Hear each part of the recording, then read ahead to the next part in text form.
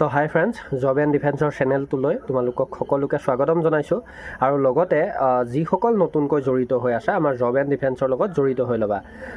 মই SSC GDৰ related যিহেতুকৈ সকলোৱে physical কৰি আছা, চ' কোনে কোনে ক'ত কৰি আছা, কিমান কিলোমিটাৰকৈ ৰানিং কৰি আছা, আৰু লগতে গ্ৰাউণ্ডত কৰিছানে তোমালোকে ৰোডত কৰিছা, আৰু টাইমিংবিলাক পাৰিলে তোমালোকে কৈ যাবা। আৰু লগতে কোনসকলে যোৱা বছৰ ফিজিকেল মেডিকেল দি পেলাই ফাইনেল মেৰিটত পইণ্টৰ লগত মাৰ্কৰ লগত আউট হৈছা, পাৰিলে সেইসকলেও এটা কমেণ্ট কৰি দিবা। আৰু লগতে এইবাৰ সেইসকল ল'ৰা ছোৱালীয়ে যিসকল ফাইনেল মেৰিট আউট হৈছিল, পাৰিলে মাৰ্কবিলাক জনাই যাবা। তাৰ পৰা আমি কিছুমান সৰু সুৰা ডাটা পাওঁ, যিসকল মই ৰিফ্ৰেছ কৰি তোমালোকলৈ আকৌ দিব পাৰোঁ। কিছুমান একেলগে যেতিয়া ডাটা আহি যায়, তেতিয়া কিছুমান ডাটা মই আকৌ নিজে বনাই তোমালোকলৈ দিবলৈ চেষ্টা কৰোঁ। চ' আজি মই ইয়াত পাতিম মানে 3টামান বিষয়ৰ ওপৰত। যে এটা হ'ল, আমাৰ সকলোৱে ৰৈ আছে যে নৰ্মেলাইজেশ্যন মাৰ্ক আৰু ৰিজাল্ট কেতিয়া আহিব, আৰু এটা আমাৰ ফিজিকেল মেডিকেল কেতিয়ালৈ হ'ব। লগতে আৰু এটা সকলোতকৈ ডাঙৰ কথা যে দাদা, মই ফাইনেল মেৰিট নাপালেও হ'ব, কিন্তু মোৰ ইমানটো মাৰ্ক আছে, মেডিকেল ফিজিকেলটো পামনে, দিয়াৰ মন আছিলে, নতুনকৈ দিছিলোঁ। তো এই বিষয়টোৰ ওপৰত। আৰু লগতে আৰু এটা বিষয় হ'ল আমাৰ EWS চাৰ্টিফিকেট আৰু MCL চাৰ্টিফিকেটখনৰ ওপৰত। গতিকে ভিডিঅ'টো তোমালোকে শেষলৈকে চাই গৈ থাকিলে ল'ৰা ছোৱালী সকলোৰে এটা হেল্প হ'ব বুলি মই ভাবোঁ। গতিকে চাই যাবা, আৰু যিসকল নতুনকৈ আহিছা জড়িত হৈ ল'বা। তো প্ৰথম কথাটো মই পাতোঁ, আমাৰ ৰিজাল্ট কেতিয়া আহিব।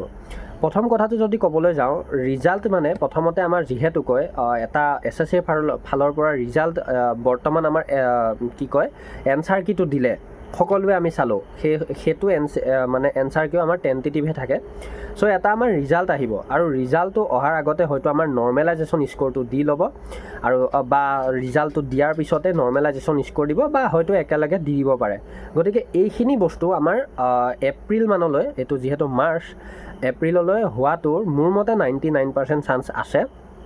তাৰপিছত যদি আমি ফিজিকেল লগতে মেডিকেলৰ প্ৰচেছটো কেতিয়ালৈকে যায় বুলি কওঁ, যদি আমাৰ বস্তুখিনি একেলগে হয়, যদি বুলি মই লগাইছোঁ হয় ঠিকেই, কিন্তু আমাৰ একেলগে হোৱাটোৰ প্ৰায় 90%ই চান্স আছে। আৰু লগতে আৰু এটা কথা ইয়াত মই সোমোৱাই দিওঁ যে RFID, তোমালোকক মই আৰু এটা প্ৰথমতে কৈ দিওঁ, সকলোৱে আমি কৈ আছোঁ যে RFID লাগিব, RFID লাগিব, কিন্তু মই অলপ নিজৰ ফালৰ পৰা অনুমান লগাই এটা কথা তোমালোকক ক'বলৈ বিচাৰোঁ যে এইবাৰো RFID লগাৰ চান্সটো খুব কম আছে। মানে মই যদি কওঁ 100ৰ ভিতৰত 20%হে চান্স আছে RFID লগোৱা। গতিকে তোমালোকে ইমানো চিন্তাও কৰি থাকিব নালাগে যে কি RFID লাগিব, কি আহিব এইটো বস্তু নতুনকৈ, তো ইমান ভাবিব নালাগে। খালি তোমালোকে ৰোড ৰানিং আৰু লগতে গ্ৰাউণ্ড ৰানিং এই দুটা প্ৰেক্টিছত থাকা, এনেও মানে তোমালোকে পাছ কৰিবা। যদি RFID লাগে তেতিয়াও 24 মিনিটে দিব, আৰু এনেও 24 মিনিটেই থাকে। চ' মোৰ মতে তোমালোকে দৌৰিলেই হ'ল। তো এই কথাটো সেইকাৰণে মই ক'ব বিচাৰোঁ যে আমাৰ যদি ফিজিকেল মেডিকেল যায়, মানে কেতিয়ালৈকে যায় বুলি কওঁ, তেতিয়াহ'লে আমাৰ জুন জুলাই আগষ্টলৈকে যোৱাৰ চান্সটো খুব কম, সম্ভাৱনা কম, কিন্তু জুন জুলাই এই দুটা মাহৰ ভিতৰত পতাৰ চান্স খুব বেছি আছে। আৰু তেতিয়ালৈকে আমাৰ গৰমো যথেষ্ট পৰিমাণৰ গৰম পৰে। গতিকে সকলো সাৱধান, আৰু পাৰিলে অলপ এতিয়াৰ পৰাই বডিটোক ৰাফ ইউজ কৰিবলৈ চেষ্টা কৰা, তেতিয়াহে কিন্তু ফিজিকেলটো ভাল কৰিব পাৰিবা। তো এইটো আছিল আমাৰ ফাৰ্ষ্ট টপিক। ছেকেণ্ড টপিকটো মই সেইসকলৰ বাবে ক'ব বিচাৰোঁ যে মোক সুধি আছে যে দাদা, মোৰ এইবাৰ ইমানটো মাৰ্ক আছে, বা ইমান মাৰ্ক আছে, মই ফাইনেল পামগৈ নে নাই, এই দুটা টপিকৰ ওপৰত। ফাৰ্ষ্ট টপিকটো যদি মই ক'বলৈ বিচাৰোঁ, তেতিয়াহ'লে চোৱা, সেইসকল ল'ৰা ছোৱালী যিসকলৰ এইবাৰ মাত্ৰ ফিজিকেল মেডিকেললৈ যোৱাৰ মন আছে, নতুনকৈ দিছা, গম পাইছা যে মোৰ মাৰ্ক কম, যেনে তেনে ফিজিকেল মেডিকেলটো পালেও মোৰ এইবাৰ হৈ যাব, তো সেইসকল ল'ৰা ছোৱালীয়ে কিমান মাৰ্কৰ ভিতৰত ভাবিব পাৰে। তো প্ৰথম কথা, যিসকলৰ 50ৰ পৰা 60ৰ ভিতৰত আছা, মানে 50ৰ পৰা বুলি কৈছোঁ, প্লাছ 50+ পৰা 60ৰ ভিতৰত আছা, সেইসকল ল'ৰা ছোৱালীয়ে ৰেডি থাকা ফিজিকেল মেডিকেলৰ মানে পাবলৈ কাৰণে। কাৰণ কিয় কৈছোঁ, স্ক'ৰটো ইমান থাকিলে নৰ্মেলাইজেশ্যন হয়, তোমালোকে নিশ্চয় ফিজিকেল মেডিকেল 110% পাই যাবা। চ' সেইকাৰণে কৈছোঁ, সেইসকল ল'ৰা ছোৱালী ৰেডি থাকা ফিজিকেল মেডিকেলৰ বাবে। কিন্তু ফাইনেললৈ আশা কৰাটো অলপ কম চান্স আছে, মই একদম ডাইৰেক্ট কৈছোঁ। যদি যিসকলৰ 60+, 62, 3, 5 আছে, সেইসকলৰ আশা আছে, মানে ভাল এটা যদি নৰ্মেলাইজেশ্যন যোৱা বছৰৰ নিচিনা 18-19 বাঢ়ি যায়, তেতিয়াহ'লে হয়তো চান্স আছে যিহেতুকে আমাৰ EWS কেটেগৰীৰ কাট অফ সকলোতকৈ কম যায় আৰু মই ইয়াত চবৰে কথা যিহেতু কৈ আছোঁ।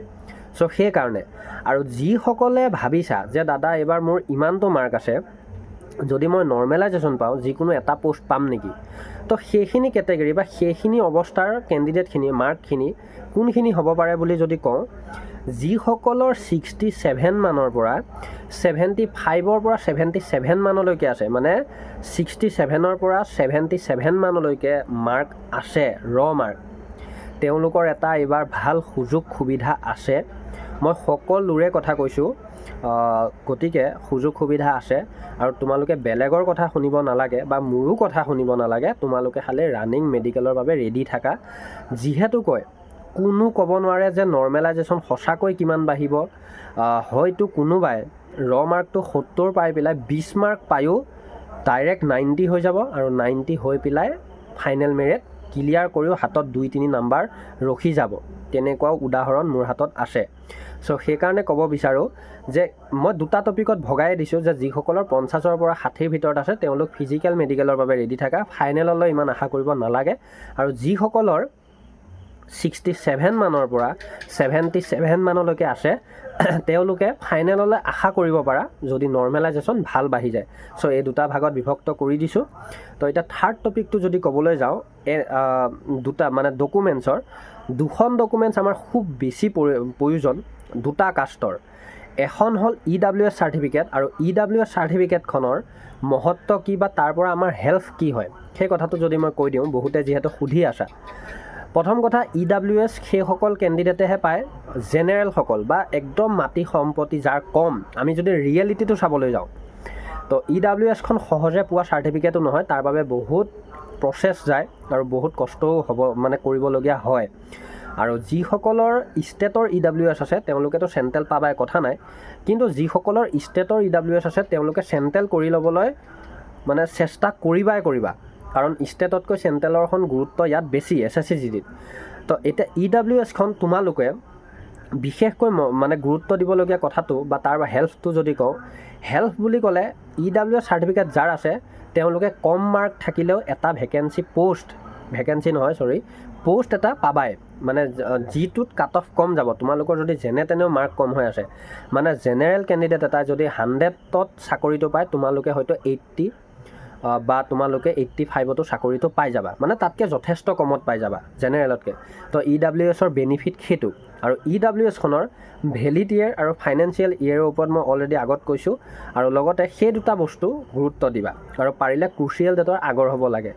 তো এতিয়া তাৰ বাদে মই যদি আৰু এটা কাষ্টৰ কথা কওঁ, চাৰ্টিফিকেটৰ কথা কওঁ, তেতিয়াহ'লে সেইখন হ'ব আমাৰ OBC সকলৰ বাবে NCL চাৰ্টিফিকেট।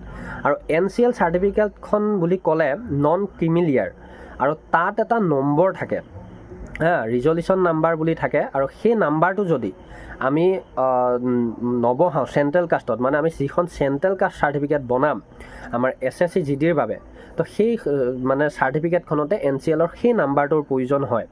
আৰু সেই NCL চাৰ্টিফিকেটখন পৰাপক্ষত তোমালোকে SSC-GDৰ যেতিয়া এপ্লাই চলি থাকে বা এপ্লাই চলাৰ আগৰ বা এপ্লাই চলি থকা লাষ্ট ডেটটোৰ আগৰ যদি অনলাইন কৰা ডেটটো থাকে, তেতিয়াহ'লে তোমালোকে নিশ্চিন্ত থাকা, সেইখন একো প্ৰব্লেম নহয়।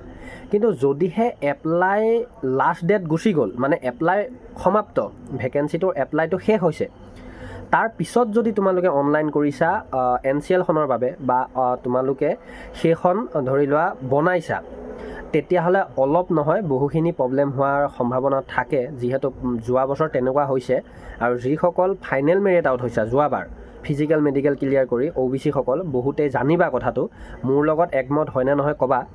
গতিকে তোমালোকে তথাপিও চিন্তা কৰিব নালাগে, তোমালোকে এতিয়া পাৰিলে বনাই লোৱা, কাৰণ সময় কিন্তু ৰৈ নাথাকে। যিহেতু মই কৈছোঁৱে জুন জুলাইৰ ভিতৰত আমাৰ ফিজিকেল মেডিকেল হোৱাৰ সম্ভাৱনা খুব বেছি পৰিমাণৰ আছে।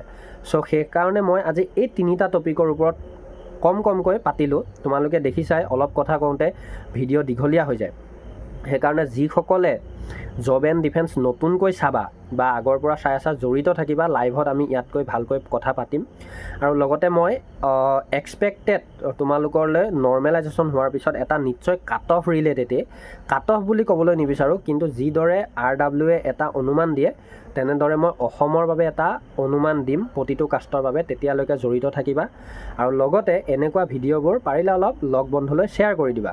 আৰু লগতে তোমালোকে যিসকল, মই আকৌ এবাৰ লাষ্টত কৈছোঁ, যিসকল নতুনকৈ আহিছা ভিডিঅ'টো চাই কিন্তু ছাবস্ক্ৰাইব কৰি থৈ নাযায়, কিন্তু পিছত আকৌ চাৰ্চ কৰি বিচাৰে, মোক তেনেকুৱাও বহুতে কৈছে, পিছতহে আকৌ চাৰ্চ কৰে কোৱাৰ পিছত। ত' তেনেকুৱাও হৈছে। চ' জড়িত হৈ ল'বা আৰু লগতে জব এণ্ড ডিফেন্সৰ লগত ৰিলেটেড থাকিবা আগন্তুক আপডেটবিলাক পাবলৈ।